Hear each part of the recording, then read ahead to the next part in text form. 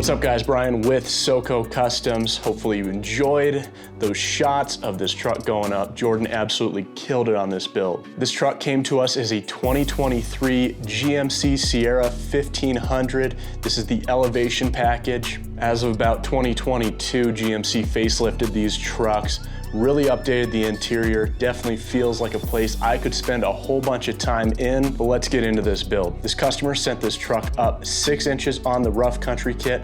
The nice thing about rough country is you can start with spacers if you are on a budget, and then as your shocks wear out, you can upgrade to the monotube or even to the remote reservoir shocks that they have available. The wheels are the 20x10 Moto Metal Snipers. They're a -18 offset, so you can see what kind of poke you get out of that. The tires are a 35-1250. They are the Toyo Open Country AT2 Extremes. These are an awesome looking all-terrain tires. A lot of these tire manufacturers are going with a more aggressive all-terrain so that you get the livability of the all-terrain, but the looks of a mud tire. All right guys, thanks for watching. Give this video a thumbs up, give us a follow, give us a subscribe, and if you need any truck lifted, you know who to call.